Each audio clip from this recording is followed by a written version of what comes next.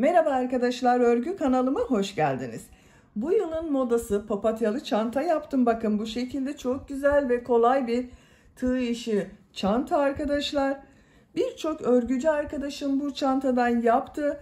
Sizlerden gelen yoğun istek üzerine ben de bugün YouTube kanalımda bu papatyalı çantanın anlatımını yapıyorum. Tığ işi bir çanta arkadaşlar, bakın hem kolay hem de çok güzel. İki parça şeklinde örüyoruz, birleştiriyoruz. Bu şekilde güzel bir askı yaptım bakın. Askıya takmak için de papatyalı ve yapraktan oluşan bir süsleme yaptım. Çok kolay ve güzel arkadaşlar. Her yaş çocuklarınız için yapabilirsiniz. Yetişkinler için de uygun bir çanta modeli bu arkadaşlar. Ben bugün beyaz papatya yaptım ama siz bunu her renk ile yapabilirsiniz.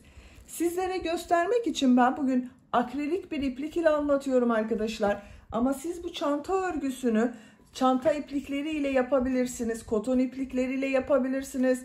Her türlü iplik ile yapabilirsiniz. Ben bu şekilde akrilik bir iplik kullandım. Bakın kalın bir iplik. Kartopu Aksoft'un 100 gram iplik üzerinde 240 metre var. Bir yumak iplikten bu kaldı arkadaşlar. Yeşil renkli iplik olarak da bu renk tonunu kullandım. Siz istediğiniz renk tonunu yapabilirsiniz. Beyaz renkli iplik olarak ince iplikler ile de yapabilirsiniz arkadaşlar. Bakın bu şekilde daha ince bir iplik var. Bunu iki katlı yapabilirsiniz. O zaman çantanızda hem daha büyük olacaktır hem daha güzel olacaktır. İplik ince ise. Benim ipliğim bakın kalındı. Şu şekilde iki ipliği yan yana tutuyorum. Bakın kalınlıklar fark ediliyor. Ben bugün kalın iplik ile yaptım. Siz bu çanta örgüsünü istediğiniz marka iplik ve renkleri kullanarak yapabilirsiniz. Elinizde hangi iplik varsa onunla yaparak çocuklarınızı sevindirebilirsiniz. Çevrenizdeki küçük çocukları sevindirebilirsiniz. Dediğim gibi yetişkinler için de uygun bir model. Orta bölümde de sarı renkli iplik kullandım. Düğmeli yapmayı tercih ettim. Bakın bu şekilde düğme yaptım. Çok kullanışlı arkadaşlar. Herkeste düğme vardır diye ben bugün düğmeli anlatıyorum. Ama siz isterseniz çıt çıt da yapabilirsiniz. İki tarafa çıt çıt yaparak bu şekilde kullanabilirsiniz. Tığ olarak çanta örgüsünde ben 5 numara 3 milimetre tığ kullandım. Siz 4 milimetre tığ kullanırsanız yaptığınız çanta daha büyük olur arkadaşlar. Kaç santimetre olduğunda ölçüyorum. Bakın yaprak ucundan diğer yaprak ucuna kadar uzunluk 16 santimetre genişliği var. Ben bugün 5 yaşında bir kız çocuğu için yaptım. Çapraz takacak şekilde askı uzunluğunu böyle yaptım arkadaşlar. Siz isterseniz daha uzun veya daha kısa da yapabilirsiniz. Bu süslemeyi yapmadan sade olarak da kullanabilirsiniz. İplik tığ hazırlayalım. Hep birlikte bu güzel çanta örgüsüne başlayalım. Örgü kanalıma abone değilseniz abone olmayı unutmayın lütfen. Örgü kanalıma abone olmak ücretsiz.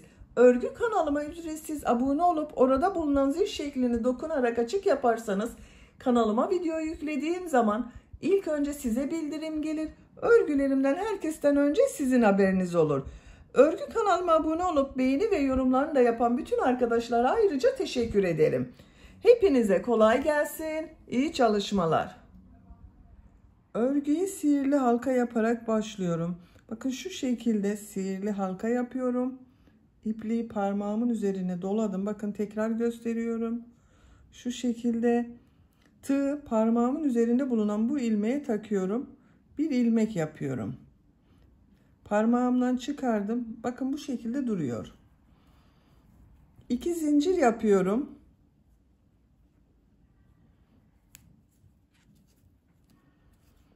Tığ üzerine iplik alıyorum. Bu sihirli halka içine 12 trabzan yapıyorum. 1 2 3 4 5 6 7 8 9 10 11, 12. 12 trabzan yaptım. İplik ucunu çekiyorum. Bakın şu şekilde çekiyorum. Burayı birleştiriyorum. Boşluk kalmadı. Bu ilk yaptığım, bakın şu ilmek ile ilmek kaydırma yaparak sırayı birleştiriyorum. İplik ucunu bakın şu şekilde tutuyorum. Bu bir sıra üzerine 12 trabzan yaptım. 2 zincir yapıyorum. Bu sırada her ilmek üzerine 2 trabzan yapıyorum. Tığ üzerine iplik alıyorum. İlk ilmek üzerine 2 trabzan yapıyorum. Bakın bu 2 zinciri saymıyoruz arkadaşlar. Her ilmek üzerine 2 trabzan yapıyorum.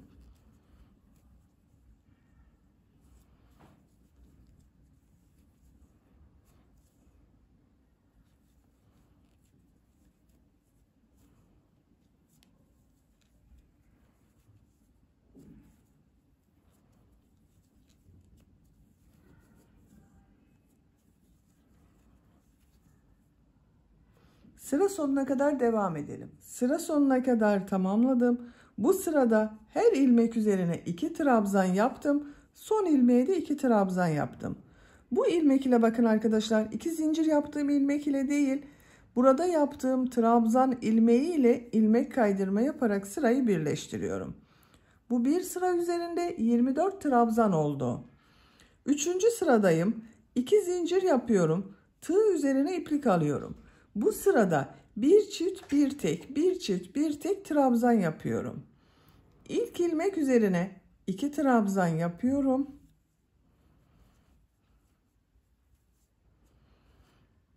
Bir trabzan yapıyorum. 2 trabzan yapıyorum. Aynı ilmeğe 2 trabzan yapıyorum. Bir trabzan yapıyorum. Bu ilmeğe 2 trabzan yapıyorum.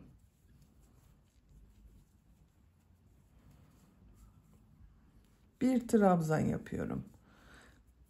Bir çift bir tek, bir çift bir tek yaparak sıra sonuna kadar devam edelim. Sıra sonuna kadar tamamladım.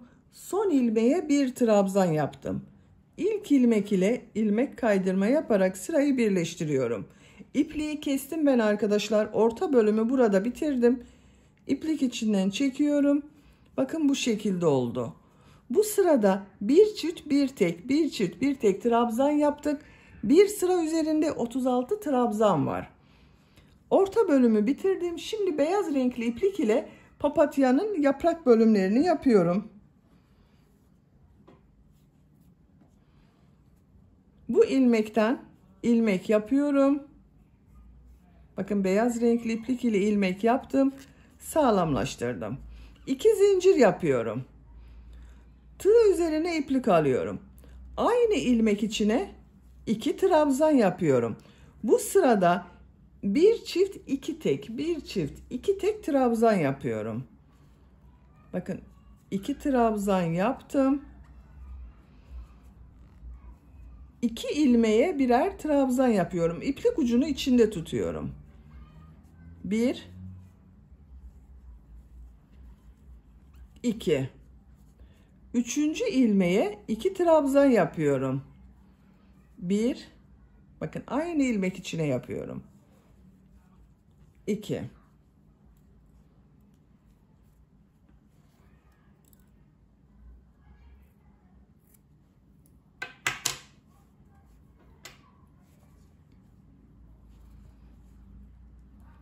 2 trabzan yapıyorum.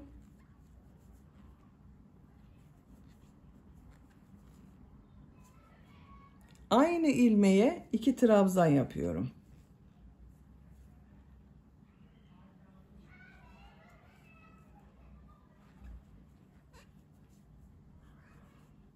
İki trabzan yapıyorum.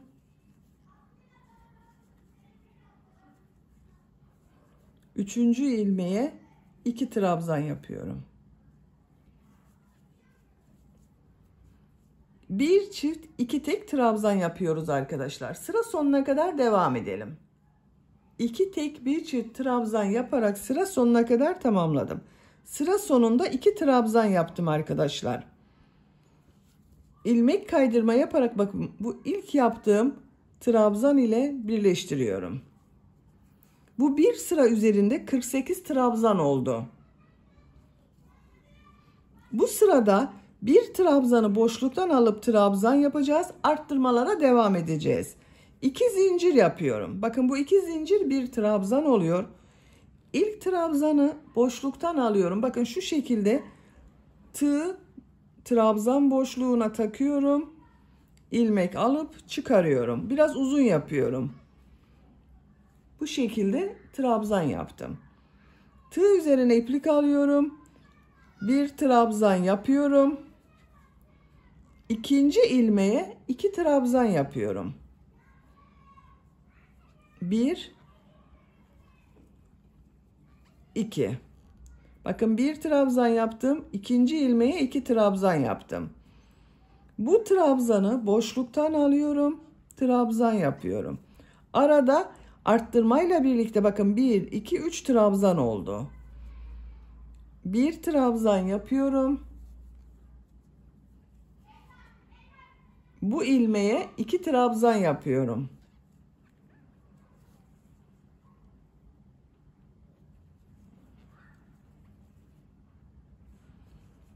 Boşluktan alıyorum, trabzan yapıyorum.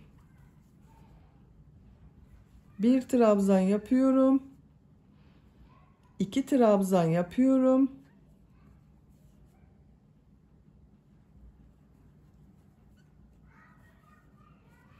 Boşluktan alıyorum, trabzan yapıyorum. Bakın bu şekilde arkadaşlar. Bir trabzanı boşluktan alıp trabzan yapıyoruz. Bir ilmeğe bir trabzan, ikinci ilmeğe 2 trabzan yapıyoruz. Arada 3 trabzan oluşacak. Sıra sonuna kadar devam edelim. Sıra sonuna kadar tamamladım. Burada bakın 1 2 trabzan yaptım. Arttırma yapmıyorum arkadaşlar.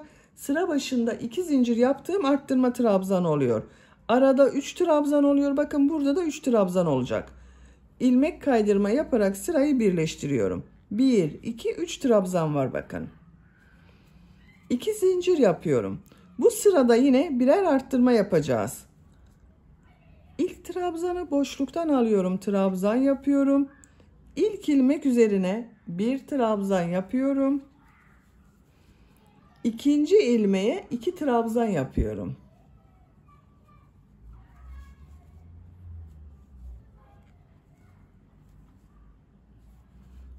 Bu ilmeğe bir trabzan yapıyorum. 1 2 3 4 trabzan oldu. Bu trabzanı boşluktan alıyorum, trabzan yapıyorum. Bir trabzan yapıyorum. Aynı ilmeğe 2 trabzan yapıyorum.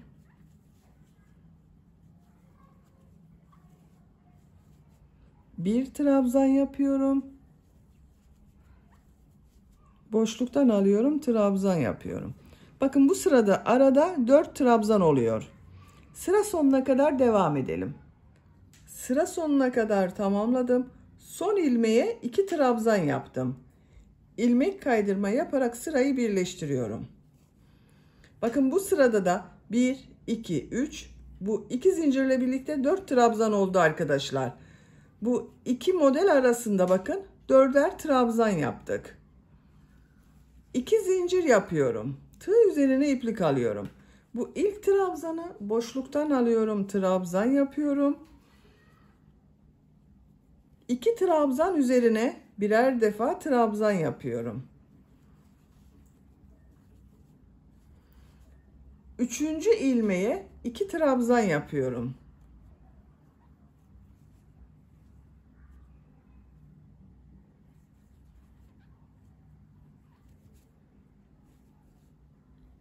Bu ilmeğe bir trabzan yapıyorum. 1 2 3 4 5 trabzan oldu bakın. Tekrar tığ üzerine iplik alıyorum.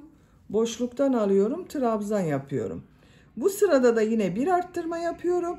Arada 5 trabzan oluyor. 2 trabzan yapıyorum. Üçüncü ilmeğe 2 trabzan yapıyorum.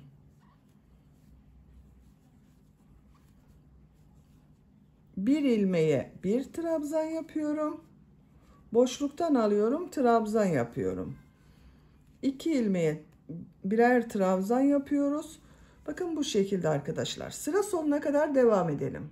Sıra sonuna kadar tamamladım. Son ilmeğe 2 trabzan yaptım. İlk ilmek ile ilmek kaydırma yaparak sırayı birleştiriyorum. 1, 2, 3, 4, 2 zincirle birlikte 5 trabzan var bakın. 1, 2, 3, 4, 5. Aralarda 5'er trabzan oldu. Yine bakın birer arttırma yaptık. Burada ben ölçüyü bitiriyorum arkadaşlar. Son sırayı yapıyorum.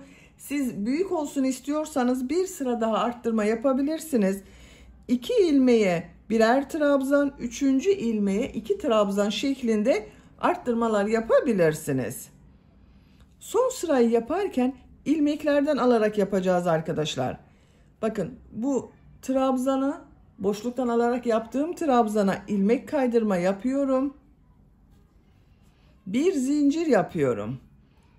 Tığ üzerine iplik alıyorum. İlk ilmeğin bakın şurada 2 ilmek var tığ üzerinde. Bu şekilde yapmıyorum.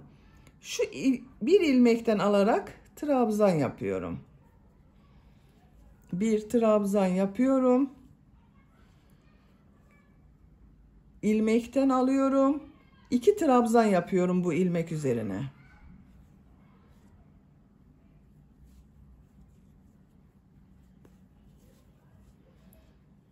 Bunun da yine bakın şu şekilde yapmıyorum. İlmekten alıyorum. Bakın şurada 2 ilmek var. Bir ilmekten alarak trabzan yapıyorum. Yine 2 trabzan yapıyorum. 3 ilmeğe 2 trabzan yapacağız. 1 2 1 2. Bu ilmek üzerine bir trabzan yapıyorum. Bakın bir ilmeğe bir trabzan yaptım. 3 ilmeğe 2 trabzan yaptım. Bir ilmeğe bir trabzan yaptım. 8 trabzan oldu. Bir zincir yapıyorum. Boşluktan yaptığım trabzana ilmek kaydırma yapıyorum. Bir zincir yapıyorum. Bir trabzan yapıyorum. 3 ilmek üzerine bakın ilmeklerden alarak 2'şer trabzan yapıyorum. Çift yapıyorum bunları.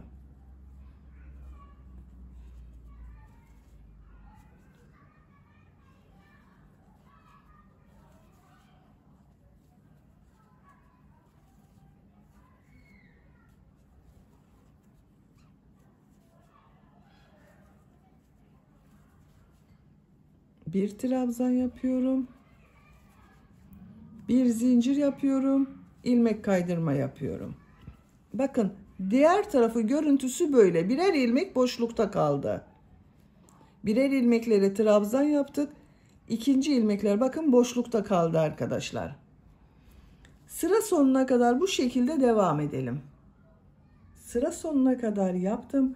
En son bakın bir trabzan yaptım. Bir zincir yapıyorum. İlk yaptığım bu ilmek kaydırma ile ilmek kaydırma yapıyorum.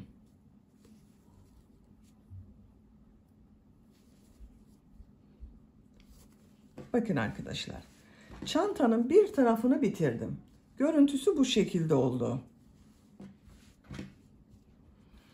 Kaç yaprak yaptığımı sayıyorum. Bakın 1, 2, 3, 4, 5, 6, 7, 8, 9, 10, 11, 12, 13, 14, 15, 16 yapraklı papatya çiçeği yaptık arkadaşlar.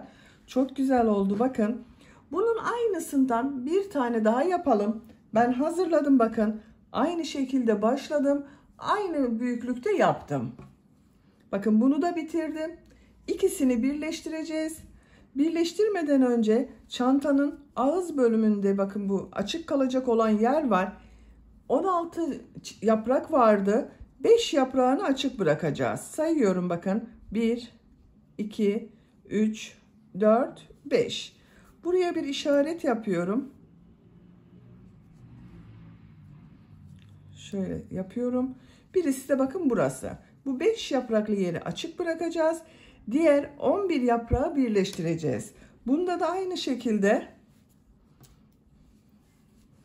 bakın 2, 4, 5 işaret yapıyorum. Şu şekilde birleştireceğiz arkadaşlar. Diğer yerleri birleştireceğiz. Bu 5 yaprağı açık bırakacağız. Açık bırakacağımız yeri, bu çantanın açık olacak olan yerden sık iğne yapıyorum. Bakın örgünün ters tarafında ilmekler vardı. Bu ilmeklere ilmek kaydırma yaparak geçiş yapıyorum. Sık iğne yapıyorum burayı arkadaşlar. Bu 5 yaprak işaretledim. 5 yaprağın olduğu yerde sık iğne yapıyorum. Bakın ilmeklerden alıyorum, sık iğne yapıyorum.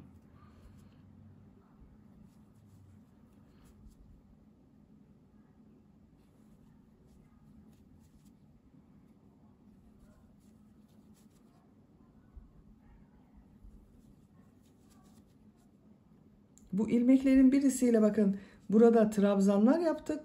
Burada kalan ilmeklerle de sık iğne yapıyorum. Bu işaret yaptığım yere kadar devam edelim. İşaret yaptığım yere kadar bakın sık iğne yaptım arkadaşlar, ilmeklerden alarak. Şimdi diğer bölümüyle birleştireceğiz. Bakın bunun da şurası boş kalacak. Buradan birleştireceğiz. Bu ipliği kesiyorum diğerinde. Bakın hiçbir işlem yapmadım bunda. İpliği kesiyorum.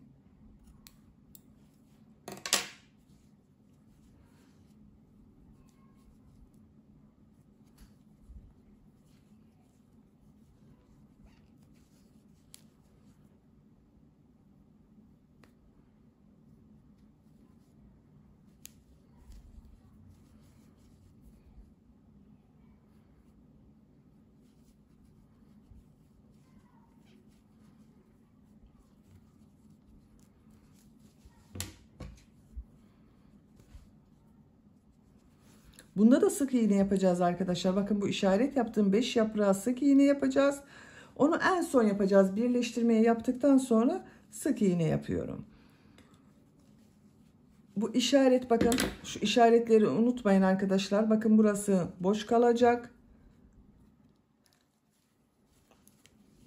Tığı çıkarıyorum ilmekten. Karşıdan bakın işaretli olan şu ilmekten tığı takıyorum. İpliği aldım, içinden çekiyorum. Tığ üzerine iplik alıyorum. Bakın bu ilmeğe trabzan yapıyorum. Tığı çıkarıyorum ilmekten. Karşıdan ilk ilmeğe tığı takıyorum. Bakın ilmek atlama yapmamaya dikkat edin arkadaşlar. İlmeği içinden çekiyorum. Tığ üzerine iplik alıyorum. Trabzan yapıyorum. Bu tarafta da aynı şekilde ilmek atlamamaya dikkat edelim. Tığ çıkardım. İlmeğe tığ taktım. İlmeği içinden çekiyorum. Bakın iki bölümü birleştiriyoruz. Elimi takip edebilirsiniz. Trabzan yapıyorum bakın buraya.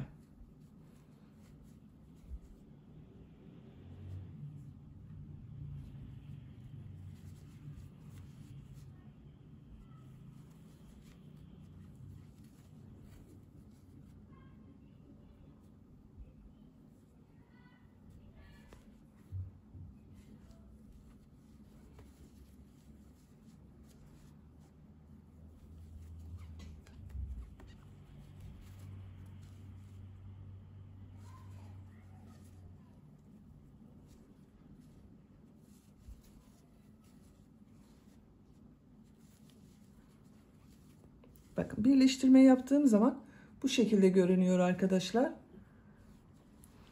Bu işaret yaptığım yere kadar, bu sık iğneye başladığım yere kadar bakın burada da birleştirme yaparak devam edelim.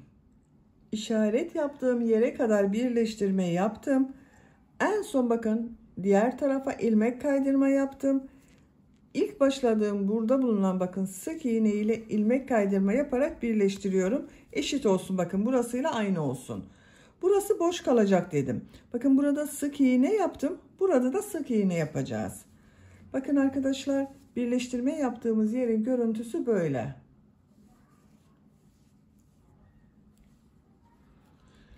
Sık iğne yaparken diğer tarafa bakın arkadaşlar, tam ortaya bakın 5 yaprak ayırmıştım. Ortada bulunan 3. yaprak ortasına düğme iliği yapacağız arkadaşlar. Oraya işaret yapalım. Bakın tam ortasına. Buraya düğme iliği yapacağız.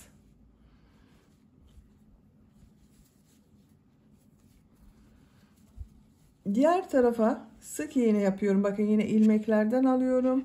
Sık iğne yapıyorum. Her ilmeğe sık iğne yapıyorum.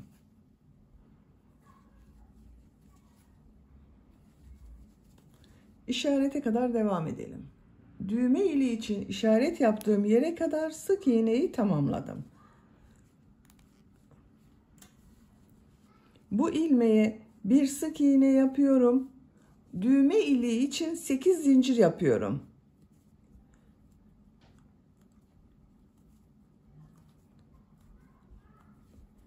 Aynı ilmeğe sık iğne yapıyorum. Bakın arkadaşlar, düğmeyi takalım. Siz de dikecek olduğunuz düğmenin büyüklüğüne göre daha az da yapabilirsiniz. Düğmenin geçeceği kadar, çok kolay takılıp çıksın diye çok dar yapmadım düğme iliğini. Çocuklar takıp çıkarırken zorlanmaz bakın.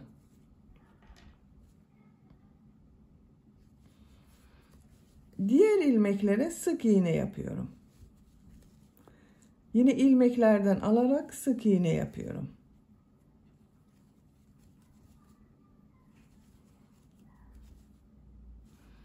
Buraya kadar devam edelim. Düğme iliğinden sonra sık iğneleri buraya kadar yaptım. Son yaptığım ilmeği bakın bu ilmek ile ilmek kaydırma yaparak birleştiriyorum. İpliği kesiyorum.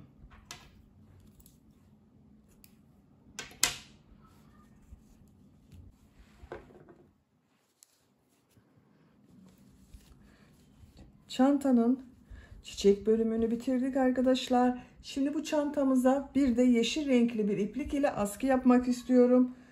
Benim elimde bu renk bir yeşil iplik vardı. Siz istediğiniz marka ve kalitede iplikleri kullanabilirsiniz arkadaşlar. Hangi iplik varsa onunla yapabilirsiniz. İçindeki renklerle beyazla da askı yapabilirsiniz. Sarı renk iplikle de yapabilirsiniz. Farklı renkli iplikler de kullanabilirsiniz. Ben yeşil renkli iplik kullanmayı tercih ediyorum.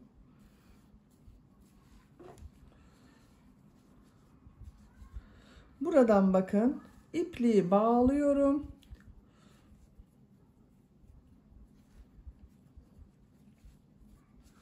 Bir ilmek yapıyorum. Uzatıyorum bakın ilmeği arkadaşlar. Tığ üzerine iplik alıyorum. Aynı ilmeğe tığ takıyorum. İplik aldım, çıkardım. 2 nohut modelleri yapacağız arkadaşlar. 3 4 5 defa yapıyorum bakın. 5 tığ üzerine iplik alıyorum. Hepsinin içinden bir defa da çekiyorum. İlmek aldım, çıkardım. Bir zincir yapıyorum. Bakın ilk nohut modelini yaptım. Uzatıyorum bakın ilmeği. Tığ üzerine iplik alıyorum. Burada bir ilmek oluştu bakın. Bu ilmeğe tığ takıyorum. Bunun üzerine 5 defa iplik dolayarak ilmek yapıyorum arkadaşlar bakın. Bir var zaten. 2 3 4 5 iplik alıyorum. Hepsinin içinden bir defa da çekiyorum. İplik alıyorum, çektim. Bir zincir yapıyorum. Bakın ilmeği uzatıyorum. Tığ üzerine iplik alıyorum. Burada oluşan bakın bir ilmek var bakın.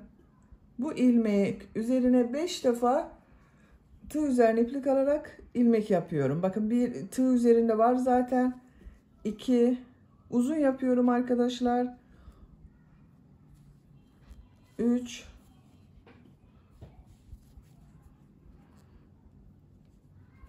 4 5 Hepsinin içinden bir defa da çekiyorum. Bakın aldığım bu iplik ilmek olacak bir sonraki nohut modeli için. Bir zincir yapıyorum. İlmeği uzatıyorum. Devam ediyorum.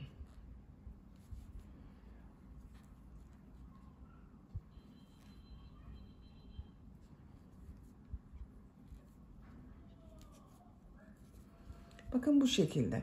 Siz 6 defa da yapabilirsiniz. 4 defa da arkadaşlar istediğiniz gibi yapabilirsiniz. Askı uzunluğunu yapacak olduğunuz çocuğun büyüklüğüne göre tamamlayalım. Askı örgüsünü tamamladım. Bakın görüntüsü böyle oldu. Kaç santimetre yaptığımı ölçüyorum.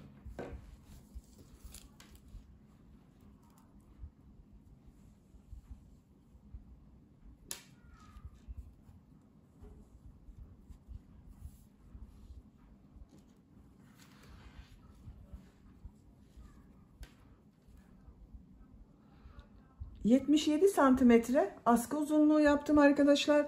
Bakın görüntüsü de bu şekilde oluyor. Çapraz takılacağı için bu şekilde yaptım. Bu askı uzunluğunu siz çocuğun omuzundan takın. Ona göre ayarlama yapabilirsiniz. Şimdi bitirdiğim bu son modeli çantanın diğer uç bölümüyle birleştiriyorum. Bakın düğmesini de diktim ben buraya. Düğme iliği yaptığım yerin tam karşısına düğmesini diktim.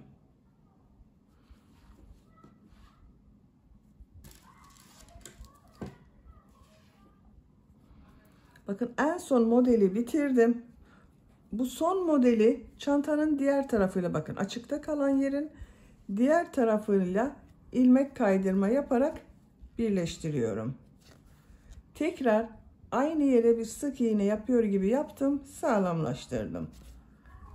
İpliği kesiyorum.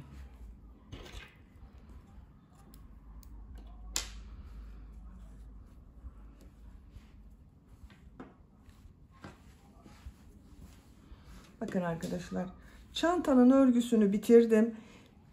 Bu şekilde kullanabilirsiniz ama ben askılarına takmak için bir ikili yaprak, bir de çiçek yapmak istiyorum arkadaşlar. Bakın bu şekilde bir ikili yaprak takarak buraya takıyorum. Gelin hep birlikte bu yaprağın yapılışını yapalım sizinle. Yaprak örgüsünde yeşil renk ipliğin bu tonunu kullanıyorum arkadaşlar. Siz istediğiniz renk tonlarıyla bu yaprak örgüsünü yapabilirsiniz. İplik çok kalın değil, bakın. Şu şekilde orta kalınlıkta bir iplik. Onun için ben bugün bu ipliği 2 katlı yapmak istiyorum. Siz isterseniz tek katlı yapabilirsiniz. Daha küçük yaprak elde edersiniz. İpliğin içinden diğer ucunu da çıkarıyorum. 2 katlı çalışıyorum. Bakın şu şekilde birleştiriyorum. Daha kalın bir iplik elde ettim. Tığ 5 numara 3 milimetre tığ, bakın. Siz istediğiniz tığlarla bu örgüyü yapabilirsiniz. Zincir yaparak başlıyorum. İlk ilmeği ben bakın bu şekilde yapıyorum. 12 zincir yapıyorum. 1 2 3 4 5 6 7 8 9 10 11 12 zincir yaptım. Bu bakın ilk zincir üzerine ilmek kaydırma yapıyorum. İkinci zincir üzerine sık iğne yapıyorum. Tığ üzerine iplik almadan bakın sık iğne yaptım. Tığ üzerine iplik alıyorum. Yarım trabzan yapıyorum. Bakın bir defa da çekiyorum. Tığ üzerinde 3 ilmek var. 3'ün içinden bir defa da çekiyorum. Tığ üzerine iplik alıyorum. Bir trabzan yapıyorum.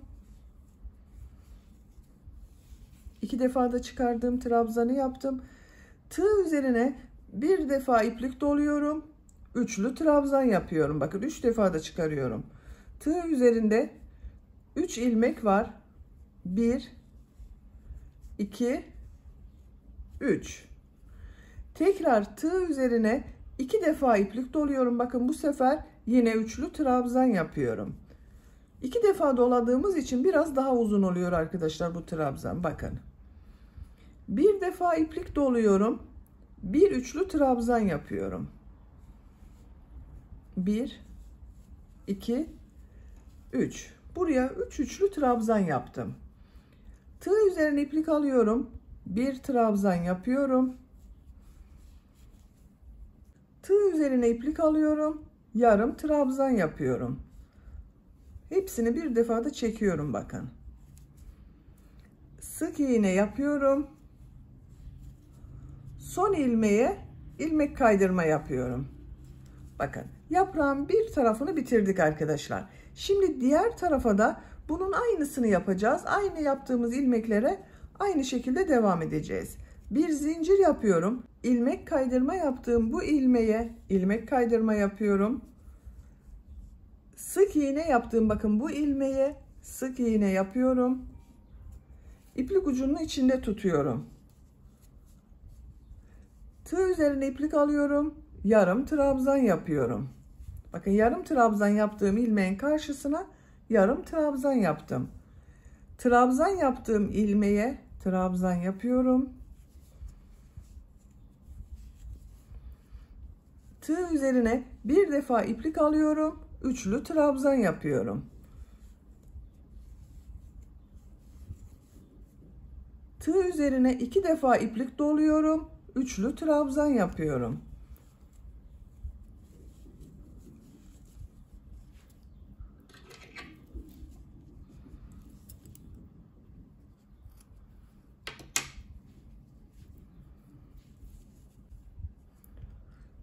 Tığ üzerine bir defa iplik doluyorum. Üçlü trabzan yapıyorum.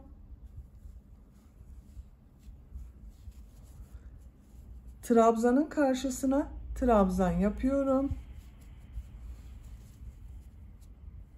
Yarım trabzan karşısına yarım trabzan yapıyorum. Sık iğne yapıyorum. Son ilmeği bakın ilmek kaydırma yapıyorum. Bakın arkadaşlar yaprağımız bu şekilde oldu. Şimdi bunun ortasından da bir sıra ilmek kaydırma yapıyorum. Bir zincir yapıyorum. İlk ilmeğe bakın tığ taktım, iplik aldım, çekiyorum, ilmek kaydırma yapıyorum. İkinci ilmeğe tığ taktım, iplik aldım, çektim. Bakın her gördüğüm bu ilmeklere ilmek kaydırma yapıyorum.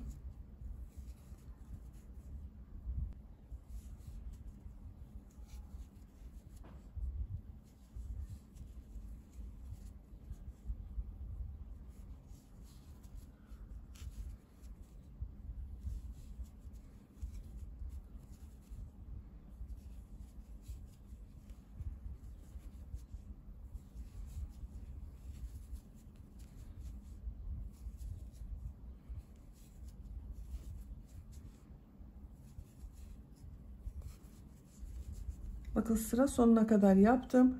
Son ilmeğe de ilmek kaydırma yapıyorum. Burada bitiriyorum arkadaşlar.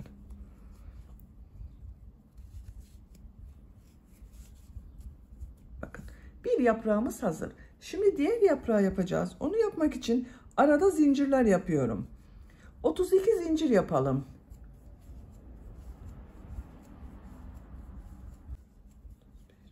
...32 zincir yaptım. Bu 32 zincirin arkadaşlar 12 zinciri burada yaptığımız gibi bir yaprak olacak. 20 zincir arada kalacak. Siz isterseniz bunu 34-36 zincirde yapabilirsiniz. Bu zincir bölümünün daha uzun olmasını istiyorsanız yapraktan sonra daha fazla zincir yapabilirsiniz. İlk ilmek üzerine ilmek kaydırma yapıyorum. Bakın bu yaprağın aynısını yapacağız arkadaşlar. Sık iğne yapıyorum. Yarım trabzan yapıyorum. Trabzan yapıyorum. Üçlü trabzan yapıyorum. Bir defa dolayarak üçlü trabzan yaptım. İki defa iplik doluyorum. Üçlü trabzan yapıyorum. Bir defa iplik doluyorum. Üçlü trabzan yapıyorum. trabzan yapıyorum. Yarım trabzan yapıyorum. Sık iğne yapıyorum.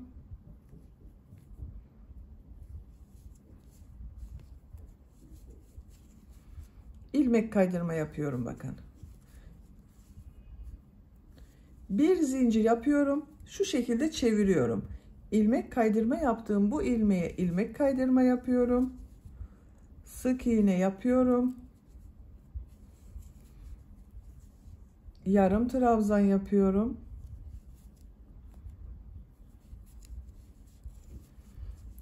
Trabzan yapıyorum. Üçlü trabzan yapıyorum.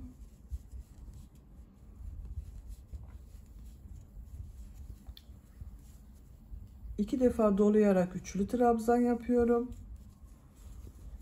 Bir defa dolayarak üçlü trabzan yapıyorum.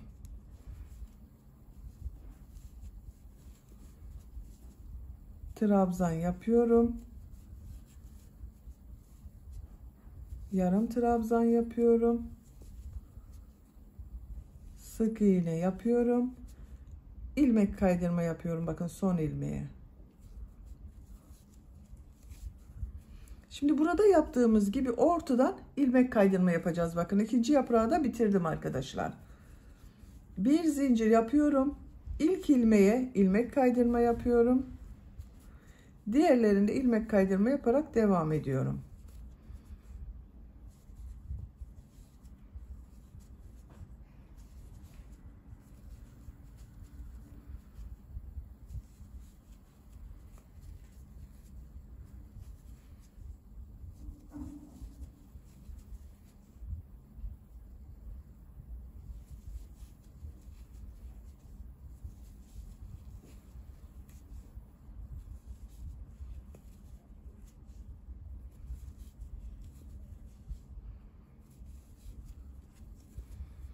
Bakın en son şu ilmekle ilmek kaydırma yapıyorum. Yaprağı bitiriyorum arkadaşlar.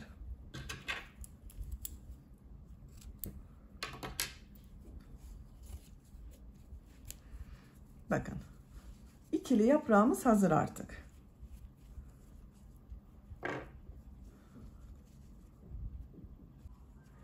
Bu iplik ucunda örgünün ters tarafında tığ yardımıyla çekiyorum. Bakın şu şekilde. İlmekler arasından çekiyorum.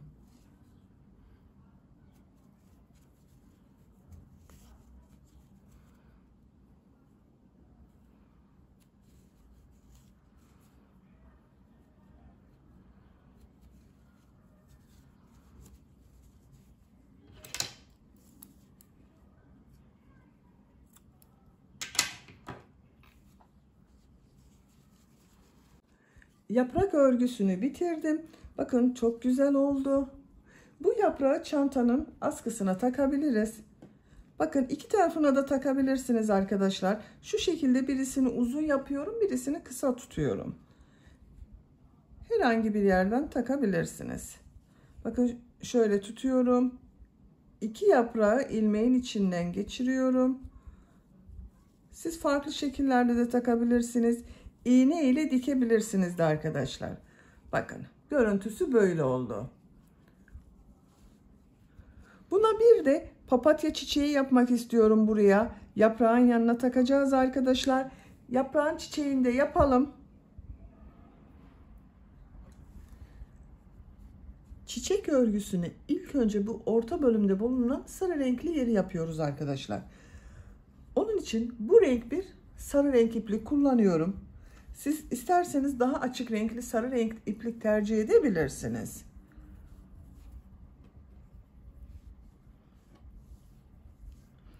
Sihirli halka yapıyorum. Bakın şu şekilde parmağımın üzerine doladım.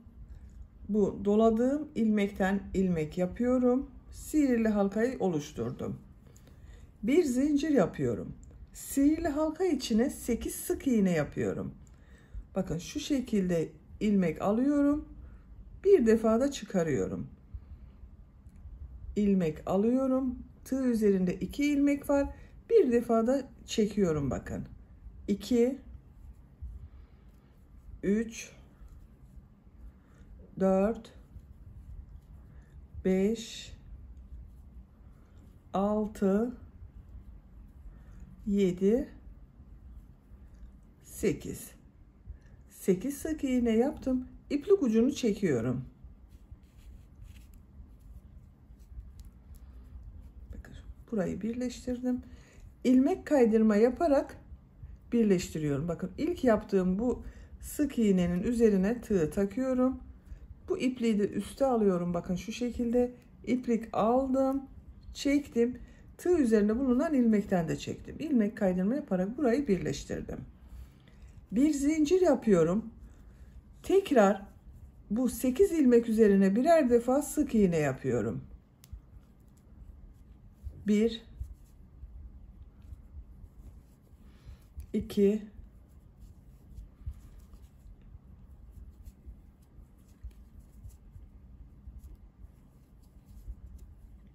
her ilmek üzerine bir sık iğne yapıyoruz arkadaşlar. İplik ucunu da içinde tuttum. Bakın 8 sık iğneyi yaptım. İlk yaptığım bu ilmek ile ilmek kaydırma yaparak birleştiriyorum.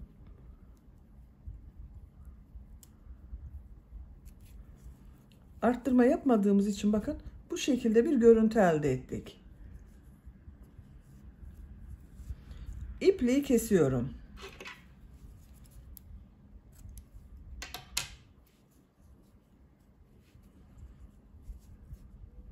Bakın orta bölümünü hazırladık. Şimdi bu beyaz renkli iplik ile bakın bu yaprak bölümlerini yapacağız. Herhangi bir ilmekten başlayabilirsiniz. Ben bu ilmekten başlıyorum. Bakın beyaz renkli iplik ile ilmek yapıyorum buradan.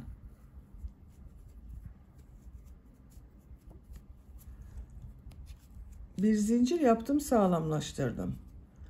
3 zincir yapıyorum. 1, 2, 3. Tığ üzerine 2 defa iplik doluyorum. Aynı ilmeğe 2 üçlü trabzan yapıyorum.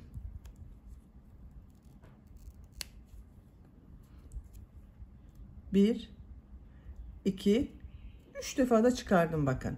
Tekrar 2 defa iplik doluyorum. Üçlü trabzan yapıyorum. 2 üçlü trabzan yaptım. 3 zincir yapıyorum. Bu bakın aynı ilmek içine ilmek kaydırma yapıyorum. Şu iplik uçlarını kesiyorum.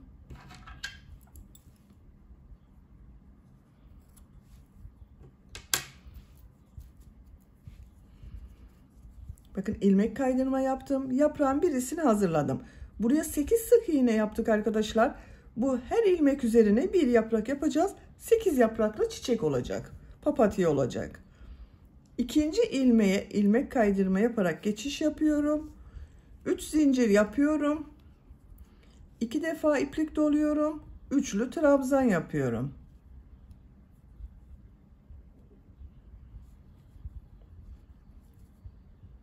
Aynı ilmeğe bir üçlü trabzan daha yapıyorum. 3 zincir yapıyorum. Aynı ilmeğe ilmek kaydırma yapıyorum.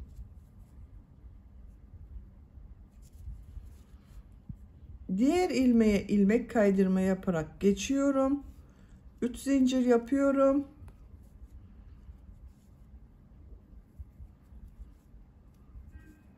Üçlü trabzan yapıyorum.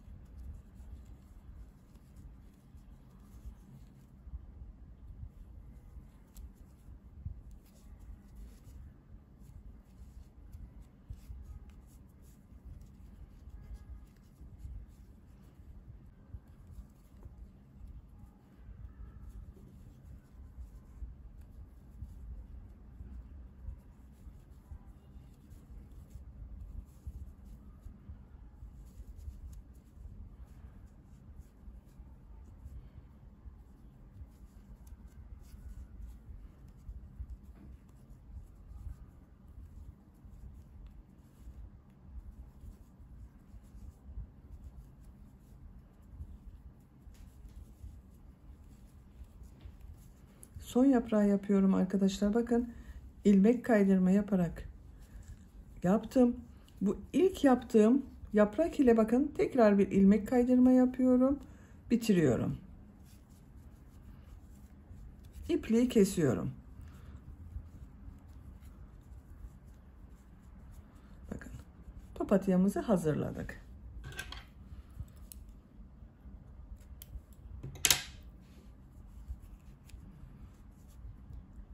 Bakın bu şekilde oldu. Çok güzel oldu. Çiçek örgüsünü tamamladım. Bakın çantamız gibi minik bir papatya yaptık. Bu çiçeği bu yaprakların yanına takacağız. Oraya takmak için yeşil renkli iplik ile zincirler yapıyorum.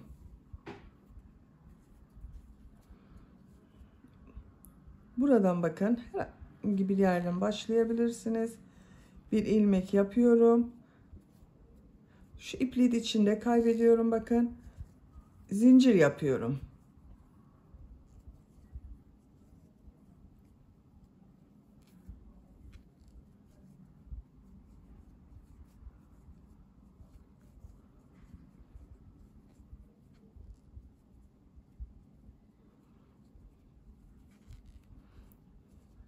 Zincir sayısını saymadım arkadaşlar.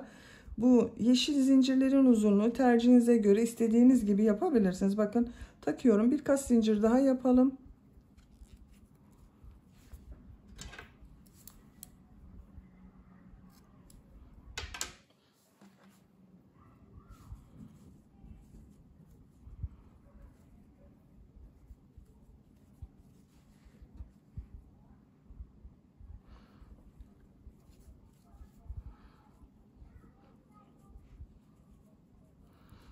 Buraya takıyorum bakın.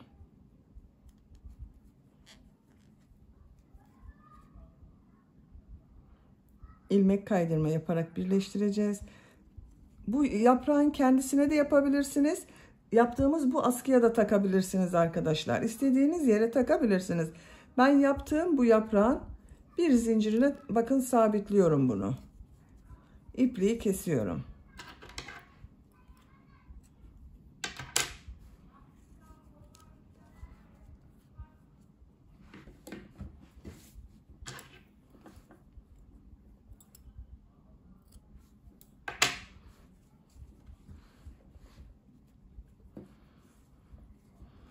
Bakın çok güzel oldu. Minik papatya çiçeğini de yaptık. Böylece çantanın örgüsünü de tamamlamış oldum.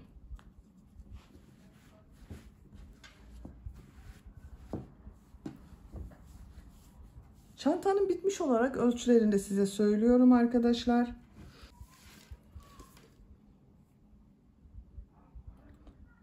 ...16 santimetre genişlik var. Örgü anlatımının da sonuna gelmiş oldum. Beni dinlediğiniz ve izlediğiniz için hepinize çok teşekkür ederim. Örgü kanalıma abone değilseniz abone olmayı unutmayın lütfen arkadaşlar. Örgü kanalıma abone olmak ücretsiz. Örgü kanalıma ücretsiz abone olup orada bulunan zil şeklini dokunarak açık yaparsanız kanalıma video yüklediğim zaman ilk önce size bildirim gelir. Örgülerimden herkesten önce sizin haberiniz olur. İzlediğiniz videolarıma beğeni ve yorumlarınızı yaparsanız çok sevinirim arkadaşlar. Örgü kanalıma ücretsiz abone olup beğeni ve yorumlarını yapan bütün arkadaşlara ayrıca teşekkür ederim. Sizlerle yeni örgülerde görüşmek dileğiyle. Hoşça kalın, sevgiyle kalın.